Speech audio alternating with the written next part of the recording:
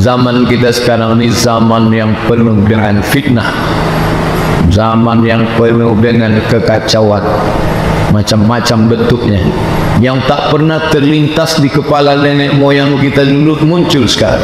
Abdullah bin Abbas radhiyallahu anhu pernah berkata, Abdullah bin Abbas radhiyallahu anhuma, semoga Allah meridai keduanya. Abdullah diridai Allah, ayahnya pun Abbas diridai Allah. Apa kata dia? Lawa'a minni iqalu ba'iri lawajadtuhu fil Quran. Seandainya tali ontaku hilang, pasti kutemukan dalam Quran. Tali ontanya hilang, ada dalam Quran. Apa maksudnya? Allah berikan semua jawaban terhadap setiap permasalahan itu dalam Quran. Kalau kita tidak menemukannya, bukan berarti tak ada dalam Quran. Ilmu kita belum sampai ke tingkat itu. Buka surat Al-Imran, surat yang ketiga, ayat 141. Apa kata Allah? A'udzubillahi minasyaitonir rajim. وَلِيُمَحِّصَ اللَّهُ الَّذِينَ آمَنُوا وَيَمْحَقَ الْكَافِرِينَ. Allah Ta'ala ingin menyaring, membersihkan, membedakan, mengelompokkan mana yang betul-betul orang beriman, dan dengan berbagai macam fitnah itu ingin menampakkan hukuman bagi orang kafir.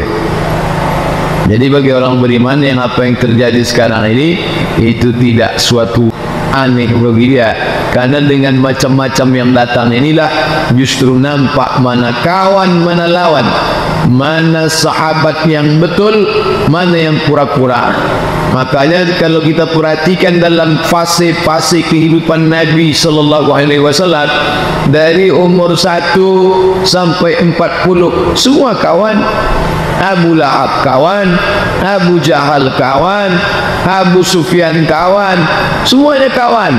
Tapi begitu dia sudah mulai sampai umur 40, menerima wahyu, di situ baru nampak mana lawan. Ketika dia lahir, Abu Lahab lah orang yang paling baik, memberikan budaknya untuk dibebaskan. Hai Suwaibah, sejak malam ini engkau tidak lagi menjadi budak, bebas. Apa itu kalau bukan kawan? Sayang luar biasa kepada Nabi sallallahu alaihi wasallam. Tapi kemudian dimunculkan Allah Ta'ala sesuatu yang membuat Abu Lahab tersingkir, tereliminasi, tak layak dia sebagai kawan dekat, sahabat, paman, akrab dengan Nabi sallallahu alaihi wasallam. Naik Nabi ke atas bukit Safa. Hai penduduk Makkah, ya, kalau ku katakan di belakang bukit ini ada musuh yang akan menyerang kita, apakah kalian percaya? Kata penduduk Makkah, sadaqnaka, kami percaya kepadamu ya Muhammad. Dari kecil engkau sudah kami panggil Al-Amin. Yang ngasih gelar Al-Amin itu bukan Allah. Tak ada dalam Quran dikatakan dia Al-Amin. Itu murni orang Makkah itu semua sayang sama dia, kawan baik. Kalau ku katakan ada musuh yang akan menghancurkan kita di Makkah ini, apakah kalian percaya?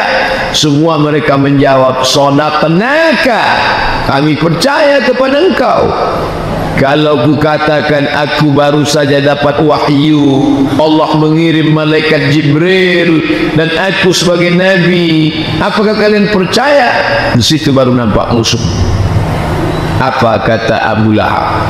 Tabban laka ya Muhammad, celaka engkau hai Muhammad.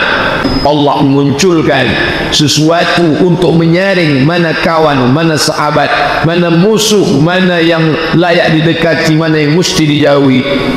Maka sesungguhnya apa yang terjadi pada diri kita, pada bangsa kita, itu hanya cara Allah Ta'ala mau menunjukkan ke kita. Langsung Allah turunkan ayat membela. Tabbat yada abi lahabin wa tab. Celakalah kedua tangan Abu Lahab. Maharna anhu maluhu wa ma kasab. Maluhu hartanya, wa ma kasab usahanya, tak ada yang bisa menolong. Wa imra'atuhu, aurat tubuhnya. Hammalatal hatab, fi jidha hablum min masad. 3 yang bisa menolong kita: mal, harta; kasab, usaha kerja; imra'ah, istri. Abu Lahab 3 tak ada yang bisa menolong dia. Ma'alna anhu maluhu, hartanya; wa ma kasab, kerja usahanya; wa mura'atuhu, istrinya. Abu Lahab 3 tak bisa menolong. Ma'alna anhu maluhu wa ma kasab wa mura'atuhu hammalatal hatab. Maka Allah Ta'ala ingin menunjukkan kapan itu terjadi. 40 tahun. Mengapa mesti 40? 40 adalah angka kematangan. Nabi SAW dibuatkan Allah sebuah skenario untuk melihatkan, menunjukkan kepada dia, inilah sahabatmu yang layak engkau jadikan penolong di dunia, karena di akhirat nanti dia pun akan bersama dengan engkau. Adapun ini tak layak. Berjalan, umur bertambah, ditambah Allah lagi ujian. Apa dia? Lebih hebat dari yang pertama. Kalau yang pertama sekedar turun malaikat membawa wahyu, diangkat jadi nabi. Ini lebih dahsyat lagi.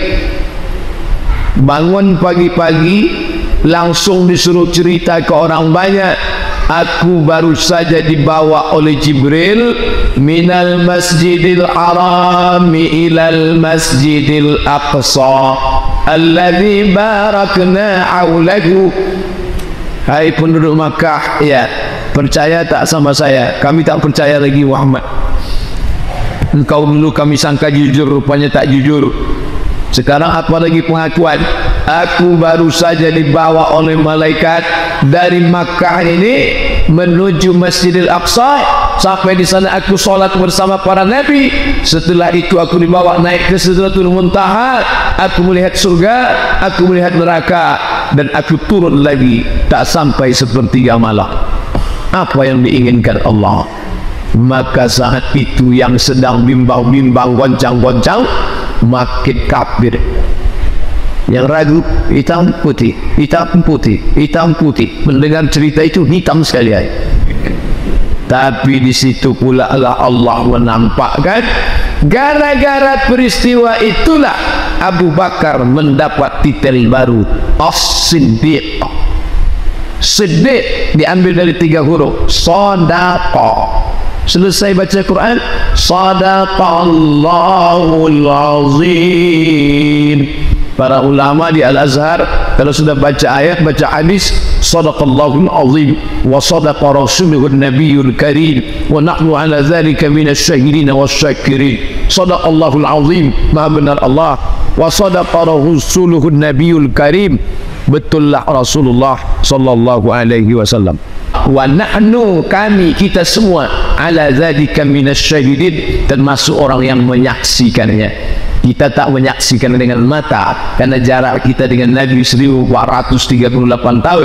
Kita menyaksikannya dengan ilmu, tapi tak mustahil Allah berikan hamba itu menyaksikan dengan rasa seperti yang dirasakan oleh para sahabat ini.